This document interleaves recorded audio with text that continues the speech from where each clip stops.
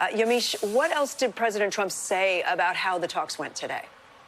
Well, as you said, the president is saying that this call went very well. I want to read to you part of an online post that he put up just in the last few minutes. He said, Russia and Ukraine will immediately start negotiations toward a ceasefire and, more importantly, an end to the war. The conditions for that will be negotiated between the two parties as it can only be. He went on to say the tone and spirit of the conversation were excellent. Russia wants to also, he said, do large-scale trade with the United States when this catastrophic bloodbath is over, and I agree. So the president there saying not only did this call about the war between Ukraine and Russia go well and that things are going to move forward with the parties negotiating, but he's also saying that there's going to be some economic strategy here between the U.S. and Russia. So very interesting to see him talk about that, especially the president has said over and over again that nothing could happen if he and President Putin didn't speak face-to-face or speak one-on-one, rather. And now, from my understanding, White House officials say at some point there might be a meeting face-to-face with President Trump and President Putin. So that's also something that we're going to be watching for closely, Kate. Yeah, and Yamiche, it's interesting, too, that President Trump seems to have grown a little frustrated with President Putin in recent weeks.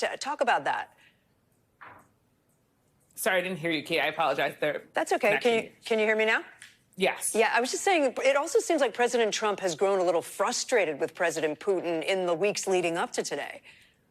That's right. It's really interesting because, of course, we had that disastrous Oval Office spray in that meeting between him and President Zelensky, where at one point he had called him a dictator a few days earlier. Then he said he was disrespectful. He literally put him out of the White House. But in the last few days and weeks, it's been actually Vladimir Putin that the president has been more tough with, saying that he might even put sanctions in place against Russia if they don't move forward. And there's the big question that they've been saying, White House officials, whether or not Russia's actually serious about this. So it is a change of tone and smart to point out, Kate. All right, Yamiche Alcindor watching that for us from the White House. Yamiche, thank you. Thanks for watching. Stay updated about breaking news and top stories on the NBC News app or follow us on social media.